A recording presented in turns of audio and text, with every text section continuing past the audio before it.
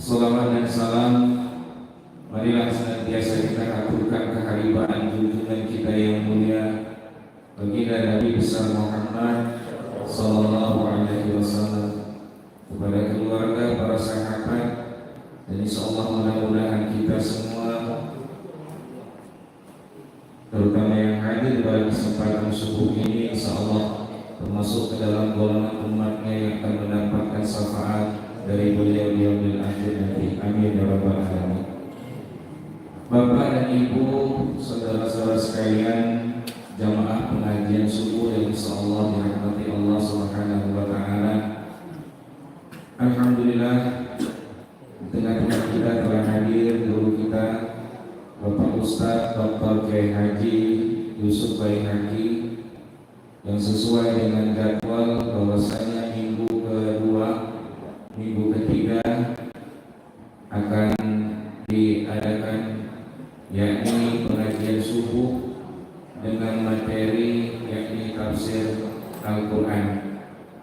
Dan sebagaimana biasa nanti setelah penyampaian materi diberikan kesempatan kepada jamaah untuk mengajukan pertanyaan sesuai dengan materi yang disampaikan, atau ada materi-materi lain yang lainnya yang di luar apa yang telah disampaikan oleh guru kita. Baik Bapak Ibu hadirin jamaah pengajian subuh yang dimuliakan Allah, kita buka saja kajian subuh kita pada hari ini dengan mengucap lafaz basmalah. Bismillahirrahmanirrahim. Selanjutnya kami berikan sepenuhnya kepada guru kita untuk menyampaikan materi yang berkenaan dengan tafsir Al-Quran. Kepada beliau kami persilakan.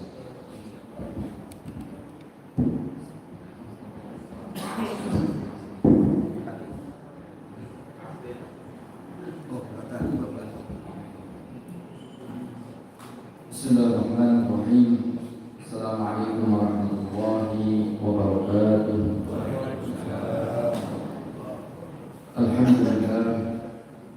Alhamdulillah rabbil alamin. Wassalatu wassalamu ala sayyidina Muhammadin wa ala alihi wa sahbihi ajma'in. Amma ba'du.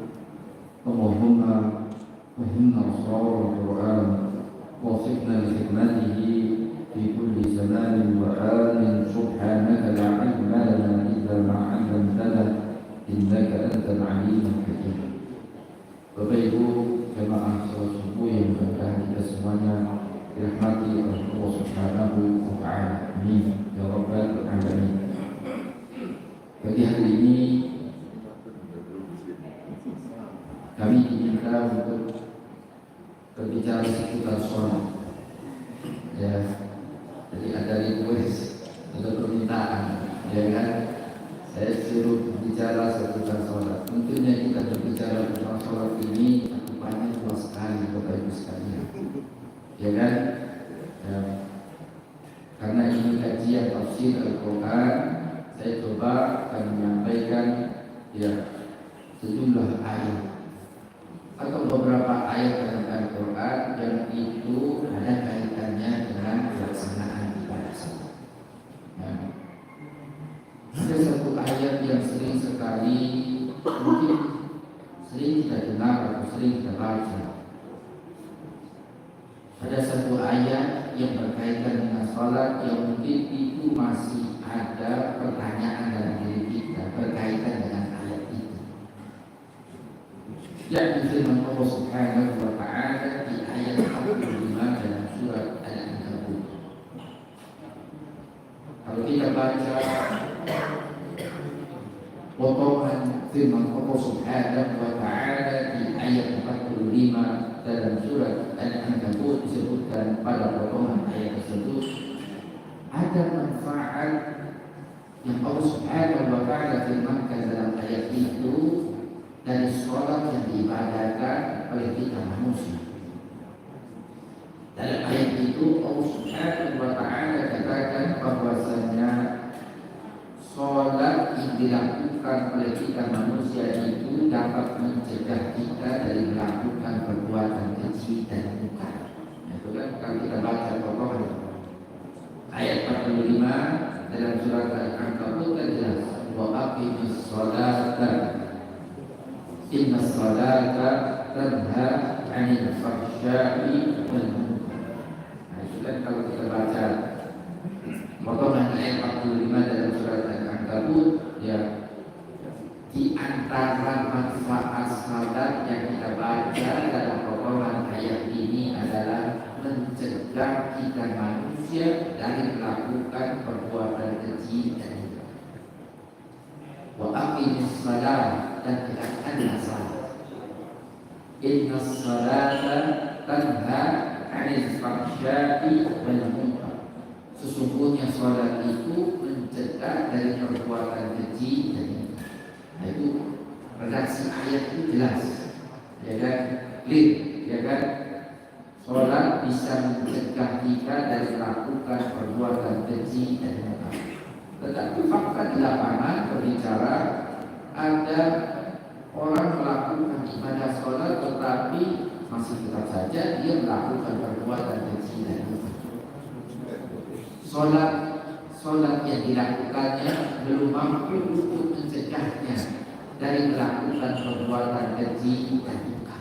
Nah, itu kan yang menjadi pertanyaan kita, dan itu mungkin yang menjadi ganjaran, yang masih menjadi ganjaran dalam diri kita. Kenapa di ayat 45 dalam surat Al-Ankabut Allah berfirman, wa aqimis salata inna salata tanha 'anil fahsya'i wal munkar.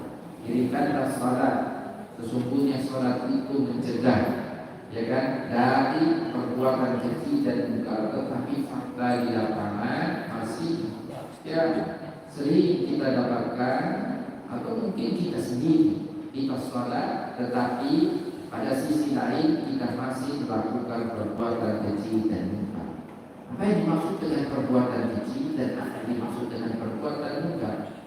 Kalau kita membaca salah satu penjelasan dalam kitab tafsir, sebutlah mengutip penjelasan Muhammad Sayyid Al-Qawi dalam tafsirnya At-Tafsirul Wasi, beliau menjelaskan al-fahsya itu bisa diartikan semua yang jelek, baik itu berupa perbuatan maupun perkataan. Nah, itu maksud dalam kategori al-fahsya.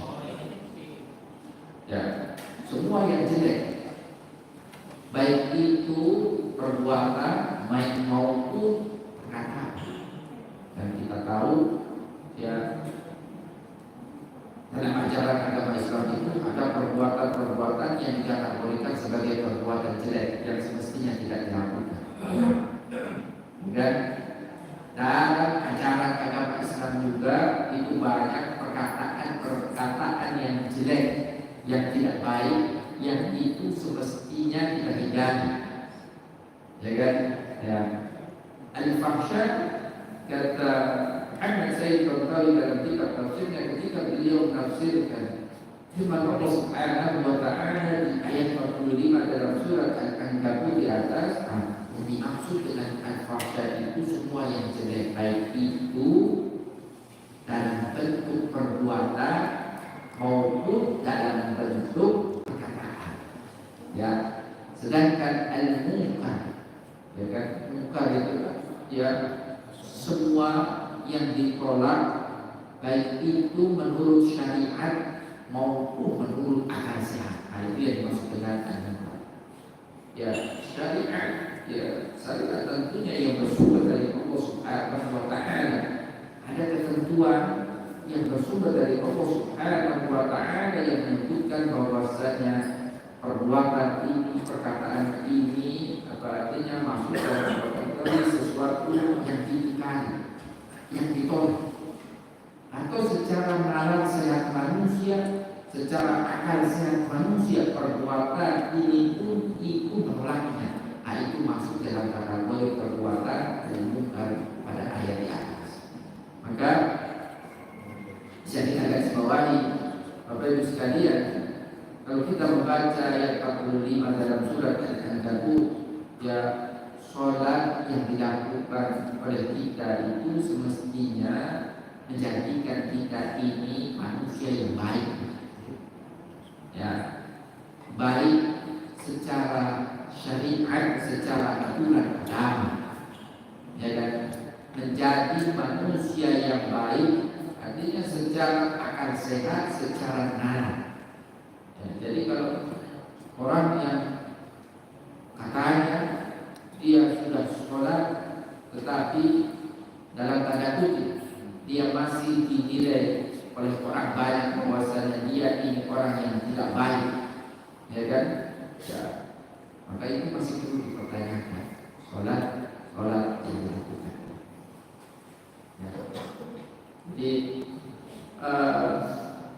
ini pertanyaan ya berkaitan dengan sholat yang dilakukan oleh manusia, sholat yang dilakukan oleh kita ini sudah baik, sudah sesuai atau tidak. Penting juga kita untuk memahami bahwasanya yang dimaksud dengan perintah mendirikan sholat pada ayat itu seperti apa. Ya, ayat itu kan Allah berfirman wa aqimus shalah.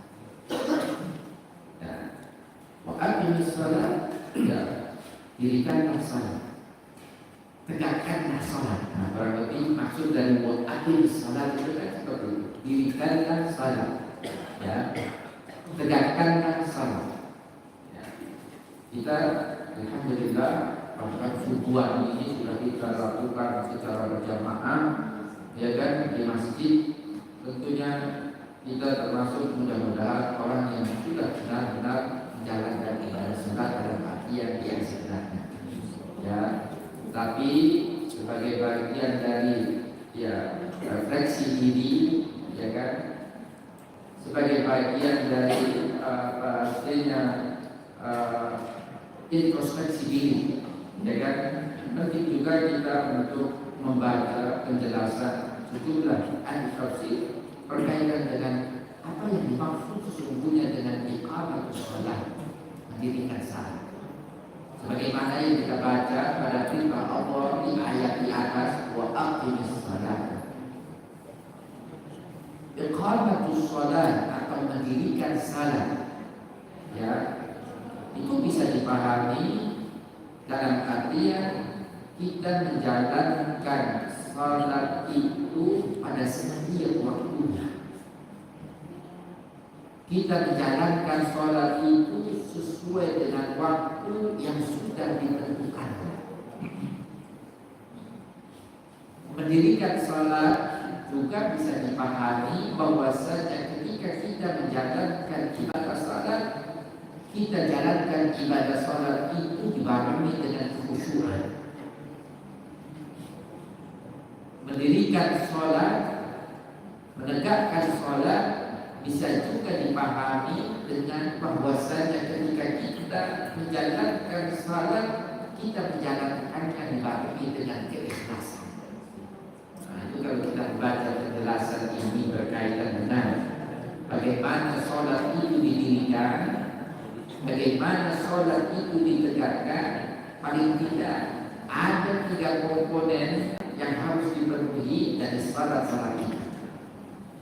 Yang pertama, hendaknya sholat yang kita lakukan itu sesuai dengan waktu yang diperuntukkan.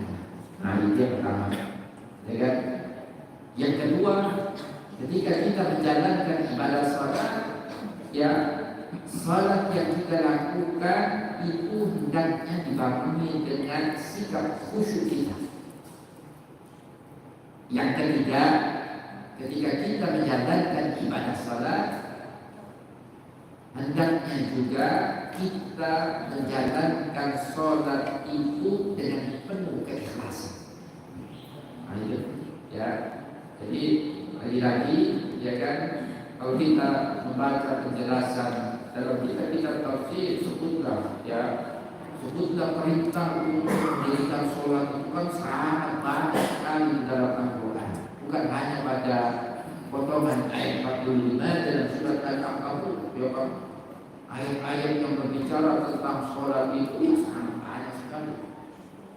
Paling tidak, ya, memahami perintah untuk menegakkan salat, untuk mendirikan salat itu, sebagaimana yang tadi kami sampaikan, ya, mudah-mudahan salat yang kita lakukan itu akan berdampak positif. Di antaranya bisa mencegah kita dari melakukan perbuatan keji dan munkar.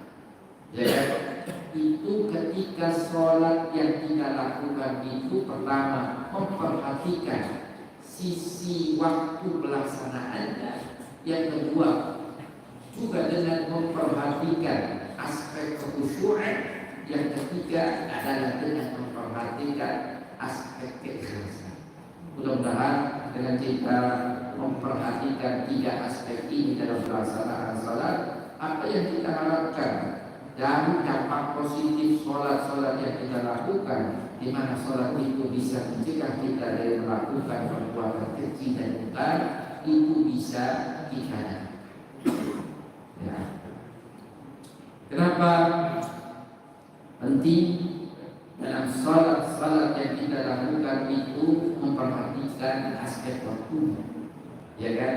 Karena ini Bapak Ibu sekalian, dalam ajaran agama Islam itu kalau kita berbicara ibadah yang disyariatkan dalam ajaran agama Islam itu ada yang dibatasi, itu pelaksanaannya itu dengan waktu, ada juga yang memang tidak dibatasi, ya kan? Ya, sedekah itu kalau mau kapan saja bersedekah itu nggak ada larangan, nggak ada ketentuan.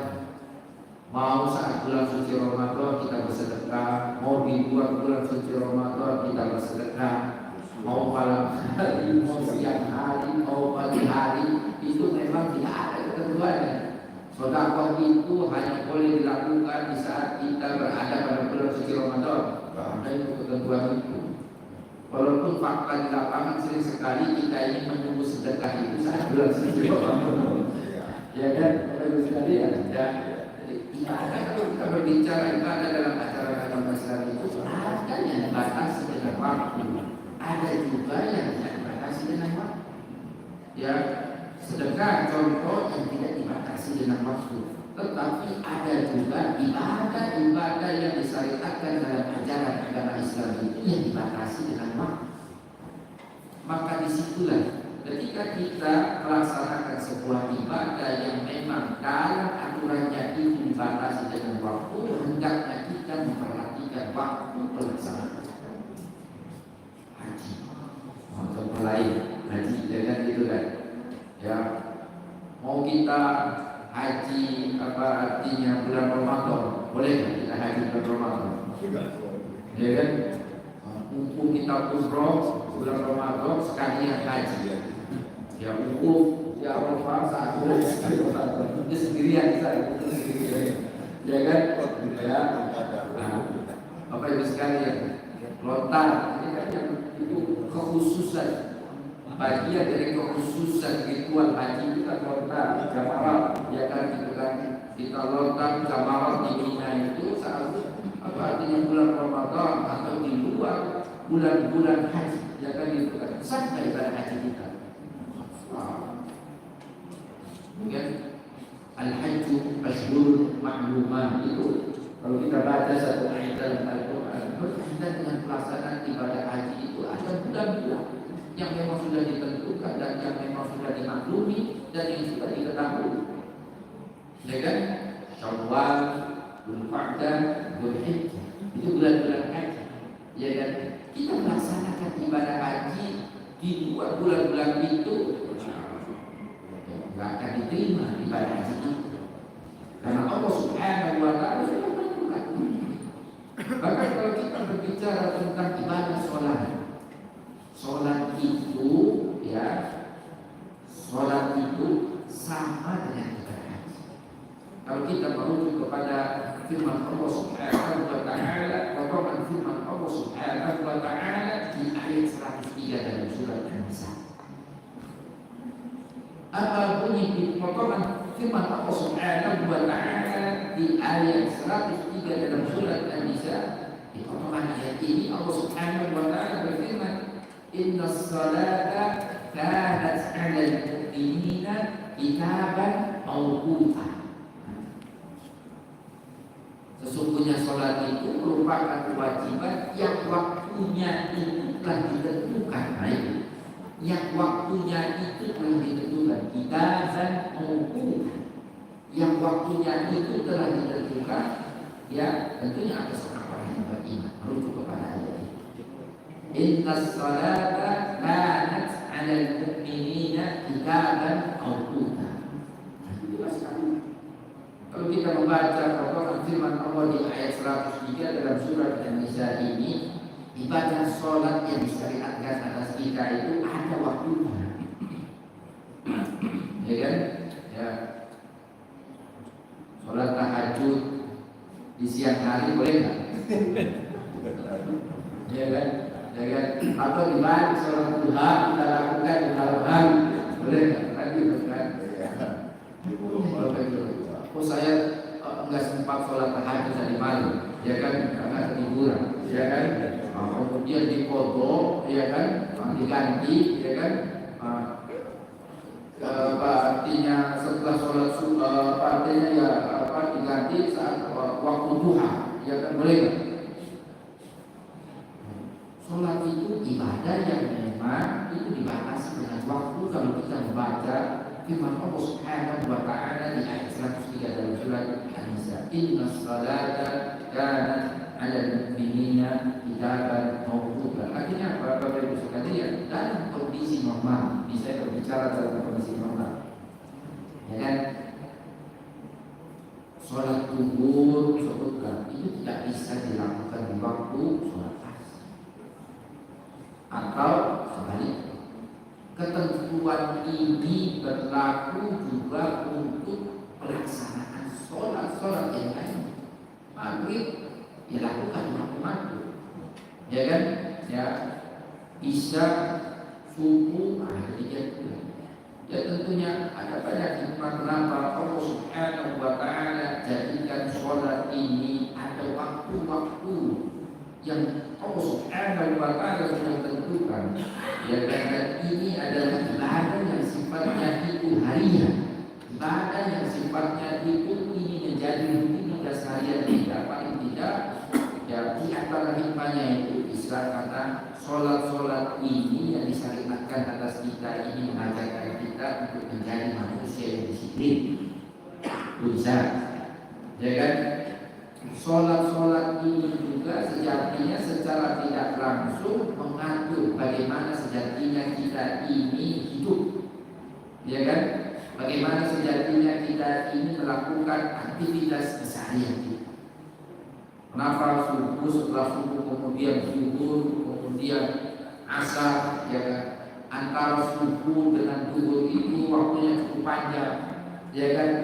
Kemudian antara zuhur dengan asar ini tidak terlalu panjang, ya kan? Ketemu lagi maghrib dengan isya ini kenapa waktunya ini berdekatan? Kemudian ketemu lagi dengan sholat isya yang itu waktunya sangat jauh sekali setelah sholat isya. Dan tentunya itu semuanya itu karena sini bersyukur dari Allah Subhanahu wa Ta'ala, ya kan? Sallu kama ra'aytumuni usolli, kata Rasulullah sallallahu alaihi wasallam. Demikian Rasulullah sallallahu alaihi wasallam mengajarkan kita melalui para sahabat-sahabatnya, ya kan? Tentunya di balik ini semuanya, kalau kita berbicara tentang timing, ya kan, sholat, waktu pelaksanaan sholat, tentunya ini untuk kemaslahatan kita, ya kan? Untuk kemaslahatan. Coba Bapak Ibu bisa kita bayangkan betapa sulitnya kita misalnya dari 5 sholat yang diwajibkan atas kita ini, salah satu waktunya itu adalah di tengah malam jam 12 malam. Ya kan? Misalnya salah satu dari 5 sholat yang kita sholat wajib nih, kita tidak ngomongin sholat sunnah, ya kan? Kita ngomongin sholat wajib, ya kan? Bisa kita bayangkan betapa susahnya kita, betapa menyulitkannya kita kalau salah satu dari sholat wajib yang 5 itu yang diwajibkan atas kita, waktu pelaksanaannya itu jam 12 malam. Artinya setiap hari kita harus bangun jam 12 malam itu untuk mengumpulkan kewajiban kita. Jadi kayak Allah Subhanahu wa Ta'ala tahu, karena ini malam ini Allah ciptakan peruntukannya itu untuk istirahat. mereka mau melakukan sholat di tengah malam, ini adalah ibadah sholat sunnah tahajud. Kalau tahajud itu kan istilahnya itu apa? Ya, pilihan siapa yang mampu. Tetapi Allah Subhanahu wa Ta'ala tidak mewajibkannya atas setiap diri manusia. Ya. Jadi kalau kita berbicara tentang normal, secara normal dalam kondisi normal memang ya kan ya tidak bisa zuhur dirapel dengan waktu asar atau sebaliknya, kecuali dalam kondisi yang tidak normal. Maksud dari kondisi yang tidak normal itu apa, Bapak Ibu sekalian? Adalah kondisi-kondisi tertentu di mana memang ajaran Islam memberikan semacam rukhsah. Rukhsah itu semacam keringanan bagi kita untuk menggabungkan sejumlah sholat. Maka dalam Islam itu ada dengan istilahnya itu jamaah. Jamaah itu apa? Sholat jamaah itu sholat menggabungkan. Ya, itu pun tidak bisa dirapel. 5 sholat itu dirapel dalam satu pelaksanaan juga tidak bisa, ya kan? Nah, sekalian kan gitu kan. Zuhur, asar, terus maghrib, isya, subuh dirapel kan gitu kan dalam satu waktu, dalam satu pelaksanaan, ya kan? Itu juga tidak bisa. Ada ketentuannya.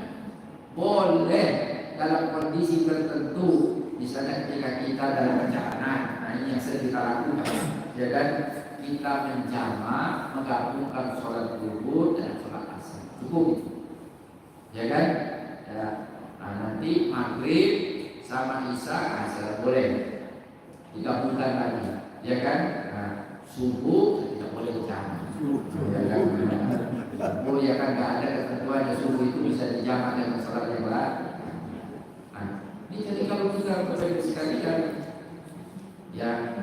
Mungkin yang jadi pertanyaan kita adalah kenapa misalnya kita sudah sholat tetapi dalam waktu yang bersamaan kita masih melakukan perbuatan keji, kita masih melakukan perbuatan munkar, ya kan? Apa yang dimaksud dengan perbuatan keji? Ya, tadi sudah kami jelaskan. Semua yang jelek baik itu secara perbuatan maupun perkataan. Kita masih melakukan perbuatan munkar dalam artian perbuatan yang ditolak baik itu secara halal secara manusia maupun secara syariat, ya kan? Kenapa kita sudah melakukan ibadah sholat tetapi dalam waktu yang bersamaan masih kita telah melakukan perbuatan keji dan munkar? Karena bisa jadi masih ada yang bermasalah dengan sholat yang kita lakukan.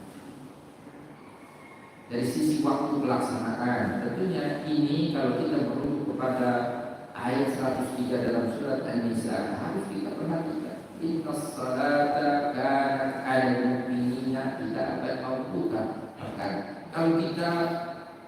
Kalau kita lebih secara teliti memperhatikan firman Allah di ayat ini, ayat 103 dalam surat An-Nisa ini, para ahli tafsir mereka menjelaskan bahwasanya redaksi ayat 103 dalam surat An-Nisa ini penuh dengan penegasan betapa pentingnya kita ini saat sholat untuk memperhatikan waktu pelaksanaan.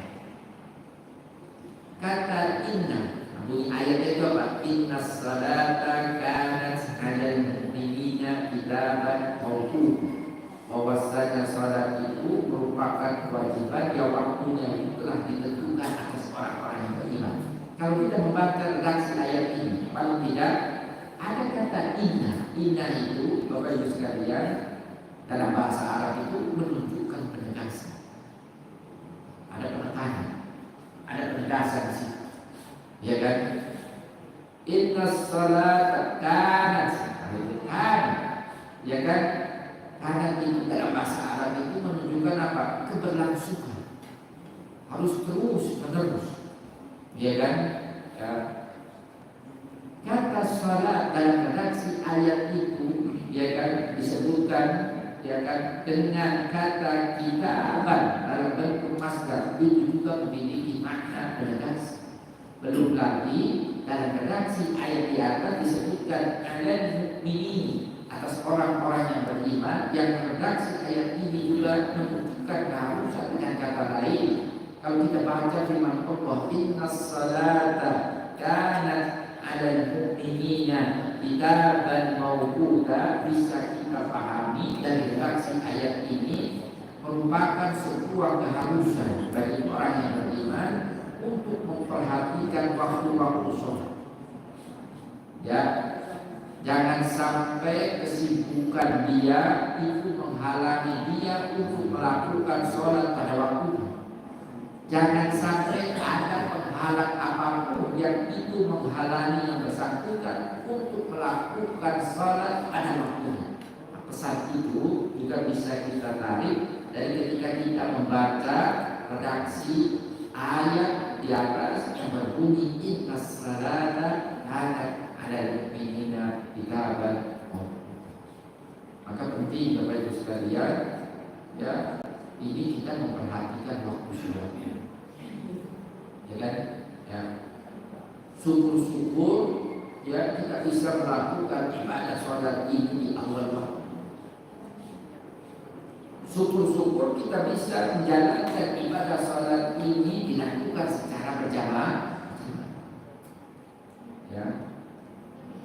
Selain kita membaca ayat di atas, penting untuk memperhatikan waktu pelaksanaan salat, ya, mendirikan sholat itu juga bisa dipahami dengan ketika kita menjalankan ibadah salat, kita juga hendaknya memperhatikan kekhusyukan dalam ibadah salat itu.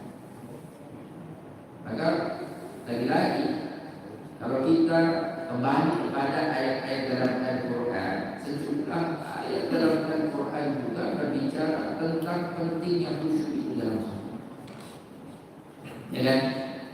Sebutkan kalau kita membaca ayat pertama, ayat kedua dalam surat Al-Mu'minun. Ya, ayat pertama, ayat kedua dalam surat Al-Mu'minun itu apa bunyinya? Qad aflahal mu'minun alladzina hum fi salatihim khashi'un. Khashi'un artinya apa? Khusyuk. Qad aflahal mu'minun, beruntunglah orang-orang yang beriman. Ya kan, kalau kita baca ayat pertama dalam surat Al-Mu'minun itu, beruntunglah orang-orang yang beriman. Pertama kali yang disebut orang beriman itu beruntung adalah alladzina hum fi salatihim khashi'un, dan orang-orang yang khusyuk dalam salat. Jadi jelas kalau kita baca ayat ini, ya kan, salat yang kita lakukan ini sudah khusyuk atau tidak? Ya. Paling tidak kalau kita membaca makna daripada khusyuk itu, Bapak Ibu sekalian, ya, khusyuk itu kan secara bahasa berarti apa? Al-itminah atau tenang. Itu khusyuk. Makna khusyuk itu, ya kan? Ya. Secara bahasa itu tenang. Ya. Secara istilah, orang itu khusyuk menjalankan ibadah sholat dalam artian orang itu ketika dia sholat bisa menghadirkan rasa takut dalam dirinya kepada Allah. Rasa takut dia kepada Allah itu terlihat saat sholat, di mana anggota tubuh dia itu dalam kondisi tenang ketika dia menjalankan ibadah sholat, karena dia merasa bahwasanya saat itu dia sedang berada di hadapan Allah Subhanahu wa Ta'ala. Nah, itu sekali. Jadi, ya silakan kita bercermin diri, apakah selama ini kita ini sudah khusyuk dalam sholat kita? Ya kan, Bapak sekalian, ya. Tapi kalau secara pengertian tadi, ya, khusyuk itu secara bahasa itu tenang. Artinya orang kalau sholat dia tidak tenang, berarti dia belum khusyuk dalam sholatnya. Itu gampangannya seperti itu aja. Ya kan? Kalau dia sholat masih banyak melakukan gerakan-gerakan yang tidak penting, itu bukan bagian dari gerakan sholat. Nah, ini juga bagian dari pertanda dipertanyakan itu kekhusyukannya itu dalam ibadah salat.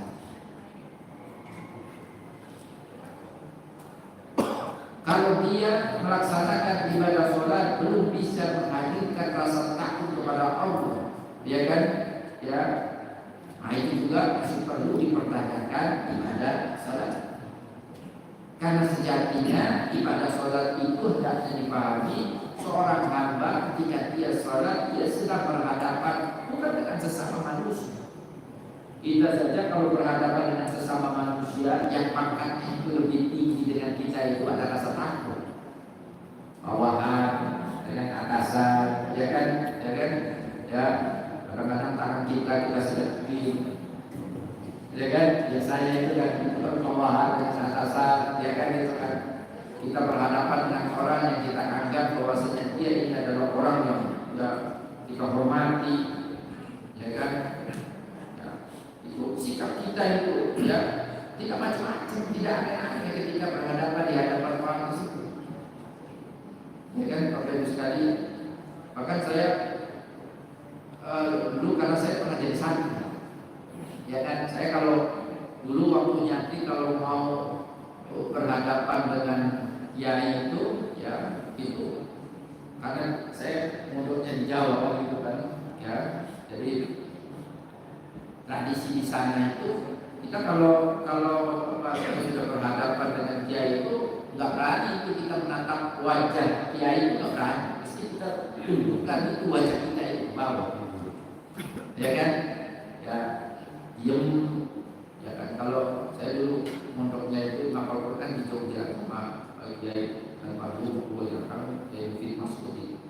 Jadi kalau dipanggil santri itu saya duduk di sini itu dari pintu sana itu Bapak Ibu sekalian itu kita sudah ngesot itu sampai berhadapan di depan kiai itu.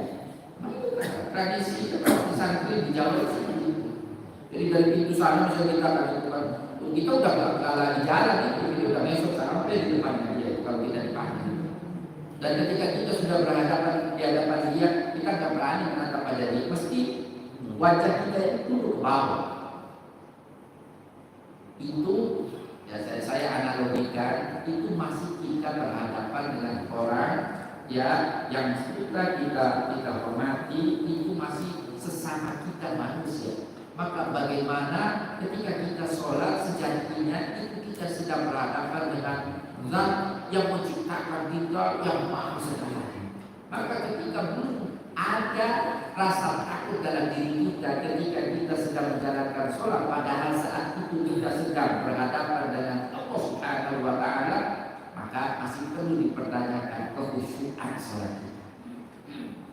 Itu gampangannya seperti itu aja. Dan ya, jadi khusyuk itu ya tadi kalau kita baca ayat 2 dalam surat Al-Mu'minun, alladzina hum fi sholatihim khashi'un, itu khusyuk itu ya kan, ya dalam pembahasan fikih itu apakah khusyuk itu sebagai pelengkap sholat atau wajib sholat, ya kan. Memang ada pendapat yang mengatakan ini sebagai pelengkap, ada lagi pendapat yang mengatakan ini sebagai wajib sholat. Nah, saya termasuk yang berpendapat bahwasanya khusyuk dalam sholat itu adalah bagian dari wajib sholat. Harus, ya kan, berupaya semaksimal mungkin untuk kita ini menjadi orang yang khusyuk dalam sholat kita ini sesuai dengan kemampuan kita, merupakan sebuah keharusan, ya kan.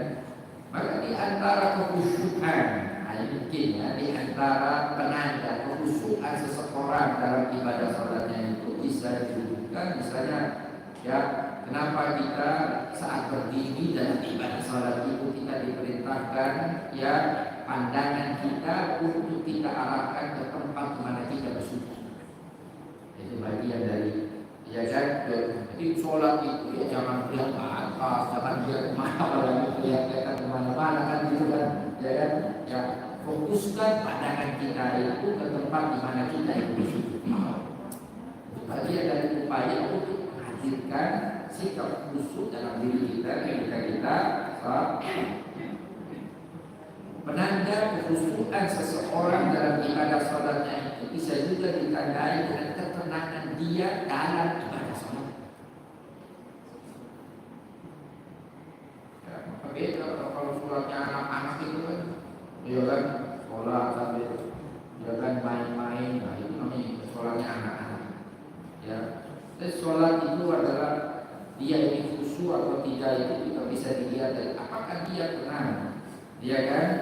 Ya, meninggalkan segala hal yang bisa mengurangi kekhusyuan kita, misalnya itu dengan kerap kali menggerak-gerakkan bagian tubuh kita atau menggerak-gerakkan pakaian yang kita artinya pakai. Lalu ya kan kita memperbaiki pakaian, ya kan gitu kan.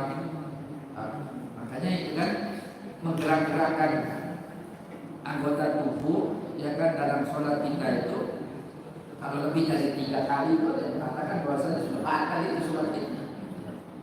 Kalau sekali ya kan, maka tidak boleh secara mutadaliyah, secara terus-terusan kita menggerakkan badan kita ini lebih dari 3 kali gerakan dalam waktu yang sama.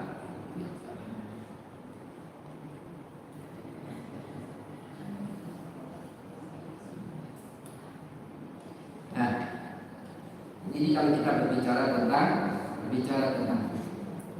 ya, pentingnya menghadirkan ketenangan diri saat kita menjalankan ibadah sholat, karena sejatinya ketika kita sholat itu kita sedang berhadapan dengan Allah Subhanahu wa Ta'ala. Ya, harus hadirkan dalam diri kita bahwasanya ketika kita sholat itu kita sedang berhadapan dengan Allah Subhanahu wa Ta'ala, Zat yang Maha Segala, Zat yang menciptakan kita. Ya kan? Saya analogikan tadi, ya kan, kita saja ketika kita berhadapan dengan sesama manusia yang kita hormati, yang pangkatnya di atas kita, rasa takut itu ada dalam diri kita. Maka bagaimana ketika kita ingin berhadapan dengan Allah Subhanahu wa Ta'ala, sesungguhnya rasa takut itu harus lebih ada lagi dalam diri. Ya, menghadirkan kekhusyuan dalam sholat kita itu diantaranya, ya kan, itu kan diwujudkan dengan kita tidak banyak melakukan gerakan-gerakan yang tidak perlu saat sholat kita.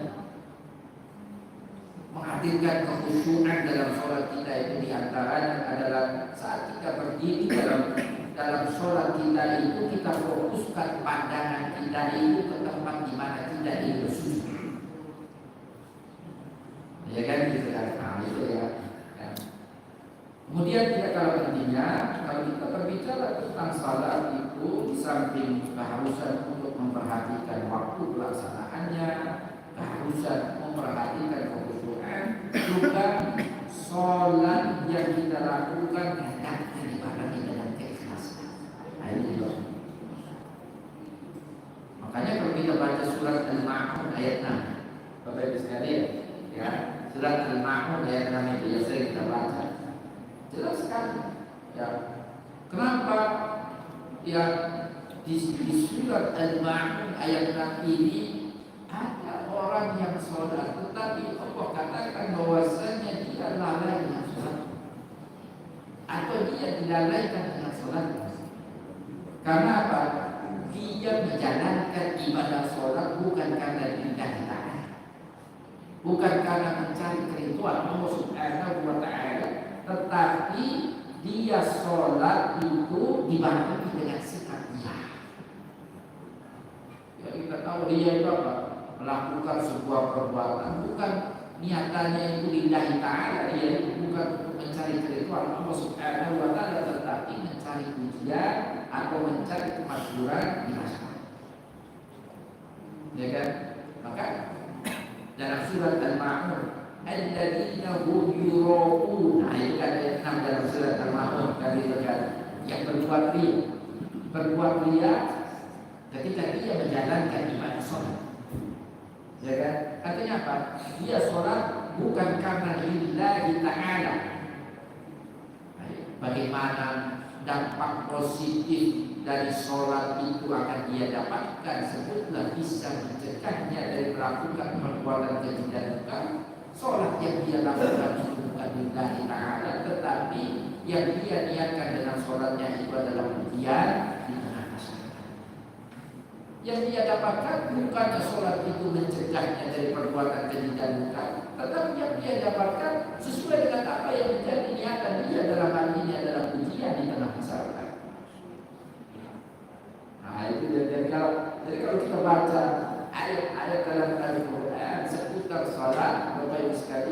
kan? Ya. Kalau kita kemudian bertanya, katanya ibadah sholat itu bisa mencegah kita dari melakukan perbuatan keji dan munkar. Wa aqimis sholata inna sholata tanha 'anil fahsya'i wal munkar. Kenapa orang sholat tetapi dalam waktu yang bersamaan dia masih telah melakukan perbuatan keji, dia masih melakukan perbuatan munkar? Nah, jangan dulu kemudian disalahkan sholatnya, ya kan? Nah, sholat ini bisa jadi karena kesalahan pelakunya. Karena orang yang melakukan ibadah sholat itu sejatinya belum melakukan sholat sesuai dengan apa yang Allah Subhanahu wa Ta'ala tunjukkan kepadanya kalau kita membaca ayat-ayat yang lain dalam Al-Quran. Dengan Inna salata kanat 'alal mu'minina kitaban mawquta. Kalau kita membaca ayat ini penting dalam ibadah sholat itu untuk memperhatikan waktu pelaksanaan. Qad aflahal mu'minun alladzina hum fi salatihim khashi'un. Penting dalam sholat itu untuk kita tanamkan khusyukan dalam diri kita, ya kan? Alladzina hum yura'un. Kalau kita baca ayat ini penting juga menanamkan keikhlasan dalam diri kita saat kita salat. Kita niatkan lillahi ta'ala untuk mencari keridhaan Allah Subhanahu wa Ta'ala dalam sholat-sholat kita. Jauhkan sikap riya itu dalam diri kita ketika kita sholat. Kalau kita sholat karena kita berharap orang menilai kita sebagai orang baik, ya niatan itu kita dapatkan. Orang akan menilai kita bahwasanya kita itu orang baik, karena itu yang menjadi niatan kita.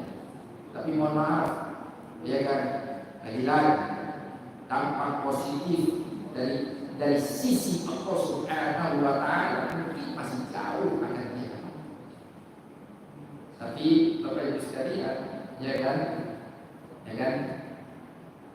ada satu riwayat menarik, ya, jadi berkaitan dengan orang sholat, tetapi ya dalam waktu yang bersamaan dia masih melakukan perbuatan keji dan munkar. Ini ternyata bukan saja ini fenomena ini terjadi pada masa kita ini.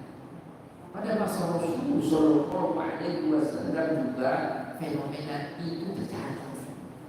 Dan pada masa Rasul fenomena itu juga terjadi. Ya, ada satu riwayat. Nah, ini menarik juga kan riwayat itu. Ya, begini. Dalam riwayat itu dikisahkan ada seorang pemuda, ya, dari kalangan Ansar. Dia pernah melakukan salat bersama Rasulullah SAW. Tetapi setelah menjalankan ibadah salat bersama Rasulullah SAW, pemuda dari kalangan Ansar ini dia melakukan perbuatan keji. Apa yang dilakukan oleh pemuda ini kemudian disampaikan kepada Rasulullah SAW. Apa kata Rasulullah SAW melihat seorang pemuda dia salat tetapi dalam waktu yang bersamaan dia masih kerap melakukan perbuatan keji.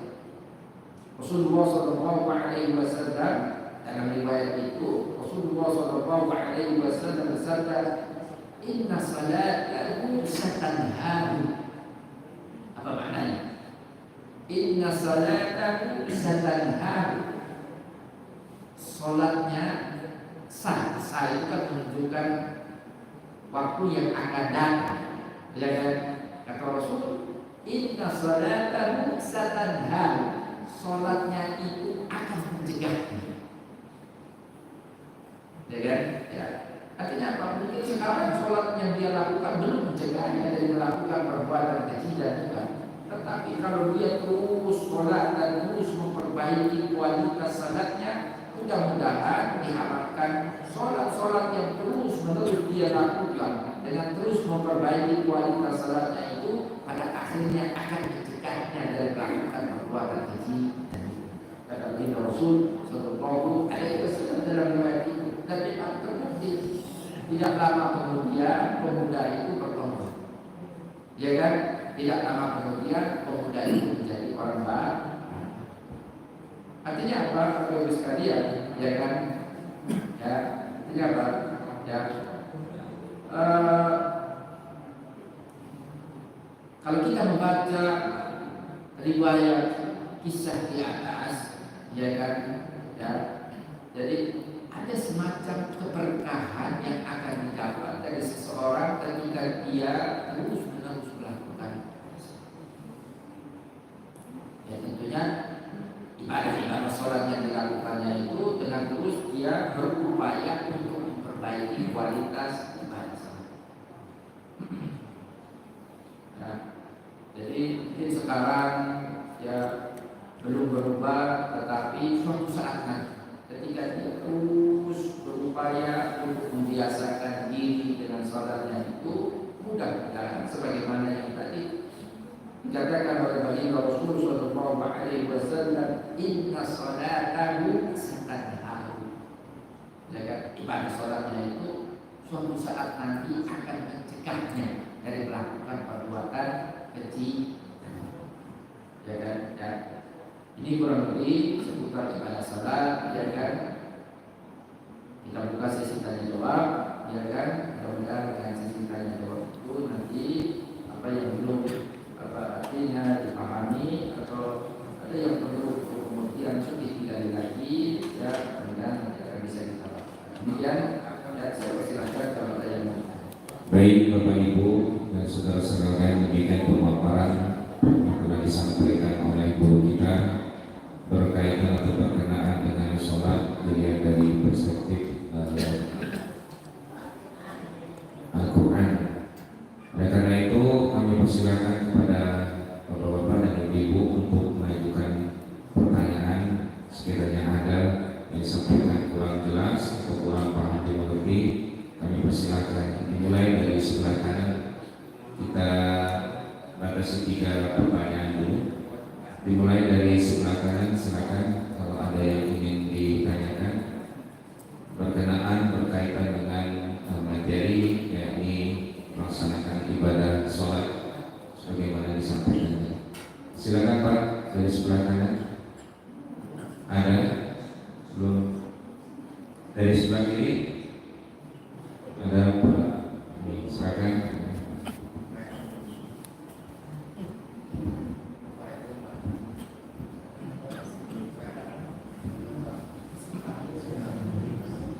Assalamualaikum warahmatullahi wabarakatuh. Ini pertanyaannya untuk yang waktu bulan puasa sebenarnya. Tanya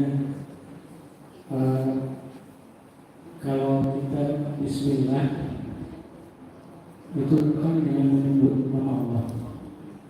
Tapi untuk kalangan orang-orang musyrik itu atau kafir itu Bismillahirrahmanirrahim atau Uzza. Nah, Lata dan Uzza itu siapa?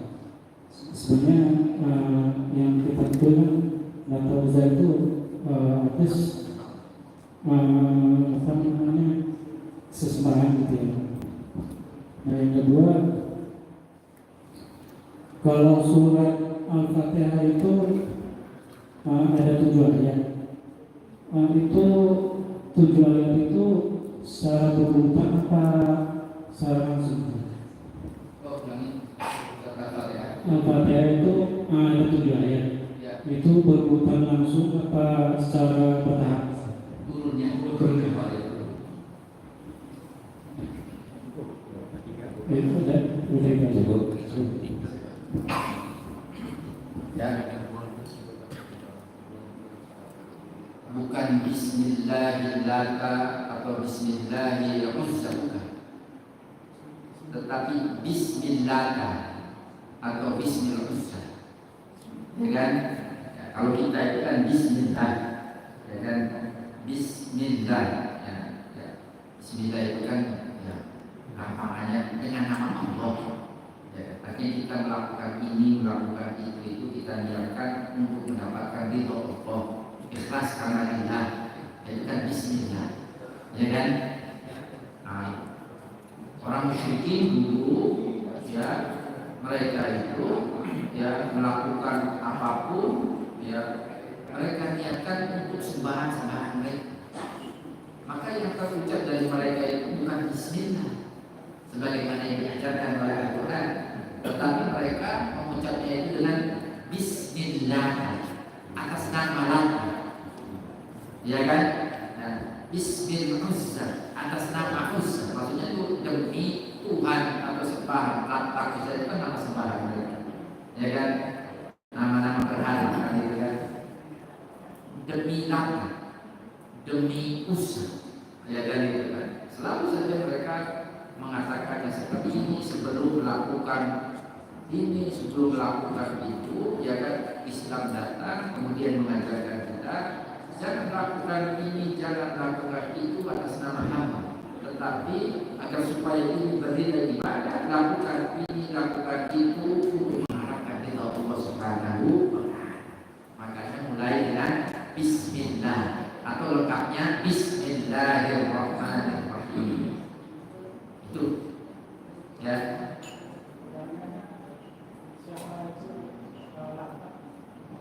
Ayat tadi, siapa itu Lata, siapa itu Uzza? Lata itu sembah. Salah mereka itu kan alihah. Maksudnya alihah itu kan berjabat dari ilah, sembahan-sembahan, ya kan? Jadi mereka punya banyak sembahan. Setiap sembahan-sembahan yang mereka sembah itu ada namanya, ya kan?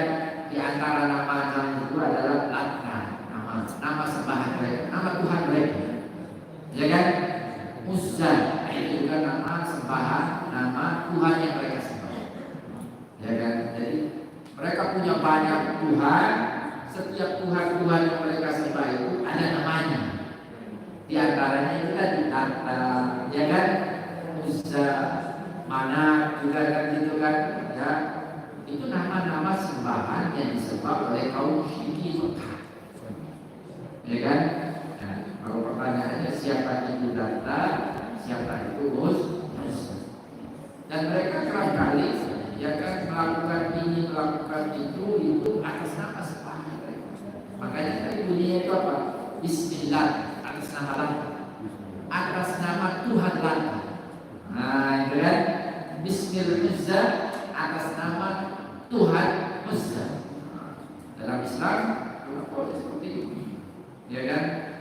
Maka diganti dengan Bismillahirrahmanirrahim atas nama Tuhan. Tuhan yang kita sembah itu siapa? Allah Subhanahu wa Ta'ala. Makanya Bismillah, ya kan? Atas nama Allah, bukan atas nama Tuhan, ya kan? Bismillah atas nama atau dengan nama Allah Ar-Rahman Ar-Rahim, Dia yang Maha Pengasih, Dia yang Maha. Artinya dalam versi singkatnya itu Bismillah, dalam versi yang lebih lengkapnya itu Bismillahirrahmanirrahim, ya kan? Itu dia surat Al-Fatihah yang terdiri dari 7 ayat itu, apakah diturunkan secara langsung, ya kan? Ya, surat Al-Fatihah yang terdiri dari 7 ayat itu diturunkan secara langsung sampai, ya kan? Dari awal ayat sampai dengan akhir ayat. Oke, jadi ini ya cukup ya. Masih ada pertanyaan? Namanya Pak Anda, Ustaz. Assalamualaikum warahmatullahi wabarakatuh. Mungkin sudah siang nih, namun saya pernah membaca atau mendengar kalau kita beragama ini ya perlu kita memahami hukum-hukumnya ataupun fikihnya. Kemudian kita harus memahami juga tentang tauhidnya, ketuhanannya, kemudian ke tasawufannya dan akhir zaman juga. Nah kemudian terkait dengan itu, dikaitkan dengan kita sholat ini supaya tujuannya adalah diperintahkan sholat itu dalam rangka mencegah perbuatan keji dan mungkar. Mungkin terkait dengan itu kita masih terbatas pada posisi kita sholat saat apa saja. Apakah perlu kita meningkatkan itu hakikat, tarekat, hakikat dan berlipat dalam angka kita melaksanakan sholat ini. Nah, untuk itu semua mungkin bagaimana kita mencapainya, Pak Ustaz, dalam rangka kita supaya jadi kalau saya pernah membaca mendengar juga kalau kita sholat khusus itu harus tahu artinya. Tapi saya setelah berpikir-pikir kalau kita memahami artinya, orang Arab itu lebih paham daripada kita. Nah ini juga supaya mencegah apa itu keji dan ikatan. Nah ini mohon penjelasan Pak Kiai, Pak Ustadz. Saya tidak bertanya, mungkin juga penjelasan itu. Terima kasih. Wassalamualaikum warahmatullahi wabarakatuh. Ya, jadi ini ya, Bapak Ibu sekalian. Tentunya kita terus berikhtiar dalam hidup ini bagaimana kualitas sholat kita ini bisa lebih baik dari sebelumnya. Ya kan? Kita terus belajar ya seperti halnya Rasulullah SAW, sosok yang memang dia ini menikmati dengan ibadah sholat yang dilakukan, ya kan? Ya. Bahkan sosok Rasulullah SAW, kalau kita baca riwayat-riwayatnya itu, sholat itu dijadikan oleh Rasulullah SAW sebagai media untuk rehat, ya kan? Untuk beristirahat. Katanya orang yang sudah dia menikmati sholat-sholat yang dilakukan. Sholat itu bukan beban, tapi sebuah nikmat. Ya kan, itu yang dilakukan oleh Rasulullah SAW. Makanya kita baca riwayat seputar bagaimana sholatnya baginda Rasul itu. Hatta tawarat qadamahu, dalam sebuah riwayat itu ketika Rasulullah sholat malam itu begitu panjangnya sholat malam yang dilakukan oleh Rasulullah itu sampai itu kedua telapak kaki Rasulullah SAW itu awal itu bengkak, ya kan, sakit panjangnya, ya kan, sholat yang dilakukan oleh Rasulullah SAW sampai istri beliau Sayyidah Aisyah radhiyallahu anha itu sempat bertanya juga, demikian ya Rasul, selalu melakukan dalam ibadah sholat ya Rasul, bukankah Allah Subhanahu wa Ta'ala sudah memberikan garansi ampunan kepadamu? Ya kan? Ya Rasul itu Sayyidah Aisyah sampai itu bertanya, apa kata Rasulullah SAW, ini saya lakukan sebagai wujud dari rasa syukur aku kepada Allah Subhanahu wa Ta'ala. Afala aku ma'abida syakur. Dalam hadis Rasulullah SAW menjelaskannya kepada istri beliau Sayyidah. Ya kan? Dalam riwayat yang lain juga, ya kan, Rasulullah SAW berapa kali memanggil muadzin Rasul, ya kan, siapa namanya? Sahabat yang bernama Bilal, muadzin Rasul Bilal itu kan. Ya, kerap kali Rasulullah SAW memanggil Bilal dengan mengatakan, "Arifna biha ya Bilal," maksudnya itu artinya istirahatkan kami, rehatkan kami ya Bilal dengan salat. Artinya Rasulullah SAW menyuruh Bilal untuk mengumandangkan adzan dengan apa artinya dengan kumandang adzan itu kemudian salat, dan salat itu dipahami oleh Rasulullah SAW sebagai media untuk beristirahat. Ya, jadi kalau ya kita tentunya belajar terus ya bagaimana kita bisa seperti Rasul atau mendekati Rasul paling tidak dalam ibadah sholat kita, di mana sholat itu yang kita lakukan itu adalah sebagai bagian dari ungkapan rasa syukur kita kepada Allah atas nikmat-nikmatnya. Sholat itu dipahami sebagai sebuah media kita untuk beristirahat diri dari penatnya aktivitas keseharian yang kita lakukan. Nah, itu ya kita sekalian ya. Tentunya ketika kita memahami sholat itu sebagai ungkapan rasa syukur kita, sholat itu kita pahami sebagai sebuah media untuk beristirahat diri, bukan sesuatu yang menyulitkan, bukan sesuatu yang membebani. Kalau kita sebelum sholat saja kita sudah merasa sholat waktunya sudah tiba, ya kan? Itu kan sudah belum apa-apa sudah benar, ya kan? Ya itu. Ya jangan-jangan kita sholat itu hanya qara'atul dhimma saja, hanya untuk mengukuhkan kewajiban saja.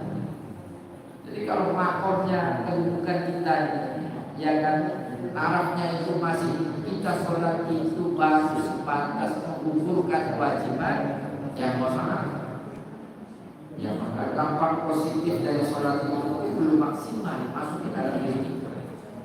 Ya, jadi apa meneladani baginda Rasul dalam ibadah-ibadah sholat yang dilakukan. Di antaranya adalah memahami sholat itu sebagai media untuk beristirahat, bukan sebaliknya. Memahami ibadah sholat itu sebagai bagian dari perwujudan rasa syukur kita kepada Allah atas nikmat. Nah itu yang di antaranya yang Rasulullah SAW bisa kita baca dari riwayat-riwayat tentang beliau dalam sholat-sholat. Jadi lagi kalau saya sekalian, kita berikhtiar, kita berupaya. Ya bukan saja dengan memperhatikan tadi waktu pelaksanaannya, berupaya untuk menghadirkan kekhusyuan, dibarengi dengan menanamkan keimanan, ketulusan dalam menjalankan ibadah salat. Penting juga salat yang kita lakukan itu dengan memperhatikan semua yang berkaitan dengan salat, tata cara pelaksanaannya, ya kan? Ya, adab-adab sholat itu bagaimana dilakukan. Makanya gini, Bapak Ibu sekalian, ada satu hadis, ya kan? Orang yang dia datang dari rumahnya ke masjid untuk sholat, dia datang ke masjid dari rumah ke sholatnya itu dengan bergegas, lari-lari. Sebenarnya itu yang tidak diajarkan oleh Rasulullah SAW seperti itu. Memang ada ayat dalam Al-Quran itu kan, fas'au ila dzikrillah, ya kan? Maka bergegaslah untuk mengingat Allah. Artinya apa? Bergegaslah untuk melakukan ibadah salat. Tetapi bukan berarti memahami ayat ini bergegas untuk melakukan ibadah salat kemudian kita buru. Ya kan? Maka kata baginda Rasul dalam sebuah hadis, kalau kalian datang ke masjid untuk sholat, datanglah dengan penuh kekhusyukan, dengan penuh ketenangan, dengan penuh kehati-hatian. Jalan pun dari rumah ke masjid pelan-pelan. Kan gitu kan? Itu bagian dari adab sholat ini. Ya kan? Itu semestinya sudah harus diperhatikan sebelum kita melakukan ibadah salat. Apalagi di saat kita sudah Allahu Akbar, ya kan? Itu kan Allahu Akbar di awal sholat kita itu kenapa namanya takbiratul ihram? Karena itu takbir yang menandakan bahwasanya ada sejumlah aktivitas yang itu diharapkan bagi kita untuk melakukannya saat itu, karena itu akan membatalkan sholat kita. Makanya tadi dilakukan gerakan yang tidak perlu, ya kan? Ya kan? Semestinya itu dihindari saat kita sedang menjalankan ibadah salat. Maaf, ada tuh zaman Rasul juga namanya orang Arab kan ini panjang-panjang apa jenggotnya itu kan panjang-panjang. Saat sholat dia kerap kali apa dia memegang jenggot-jenggotnya itu kan. Apa kata Rasul? Kalau saja itu dia itu tidak pegang-pegang itu jenggotnya, dia bisa lebih tenang dengan sholatnya. Kata Rasulullah Sallallahu Alaihi Wasallam. Kita baca riwayat itu dan itu terjadi pada masa Rasulullah Sallallahu Alaihi Wasallam. Gerakan-gerakan yang tidak perlu. Kita menggerak-gerakkan bagian dari anggota tubuh kita, menggerakkan atau memperbaiki apa artinya yang tidak terlalu perlu, artinya pakaian yang kita pakai dan itu semestinya kita hindari dalam sholat kita untuk menghadirkan khusyukan dalam sholat ini. Khusyuk itu juga tidak berarti kita tidak peduli atau tidak tahu dengan apa yang ada di sekitar kita. Tidak berarti seperti itu juga. Ya, makanya kalau ada yang apa artinya ada yang apa artinya bisa jadi nakal atau ada apa boleh kita, tapi ya gerakan seperti biasa, ya kan? Saya pikir itu, ya. Cukup Pak. Masih ada yang ingin ditanyakan? Satu pertanyaan terakhir.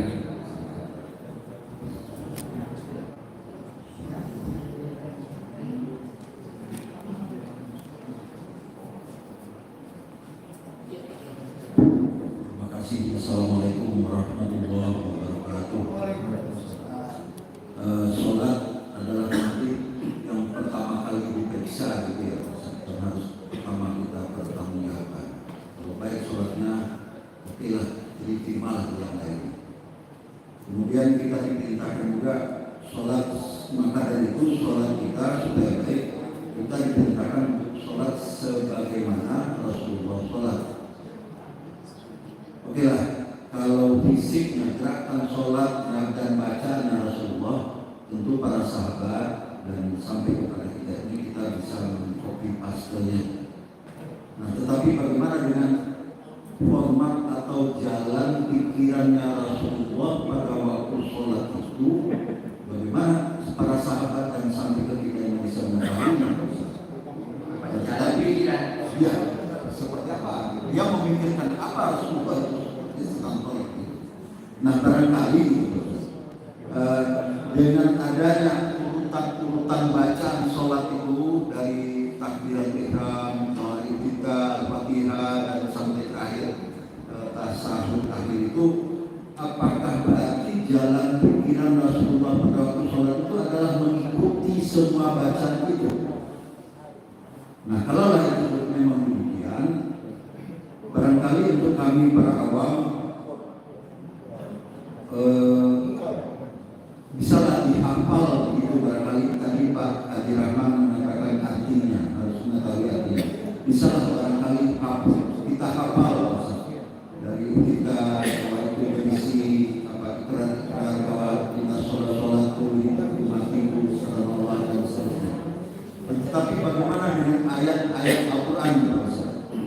Rasanya kami awam untuk menghafal arti maksud ayat-ayat yang kadang-kadang ya kalau tubuh salah ada pekerjaan yang banyak, itu bagaimana Ustaz? Upaya meningkatkan kualitas sholat kita hubungannya dengan arti atau makna daripada bacaan. Terima kasih. Assalamualaikum warahmatullahi wabarakatuh. Ya, sebenarnya yang harus dibaca dalam ibadah sholat kita yang tidak bisa tidak dari Al-Quran itu adalah pada setiap rakaat kita.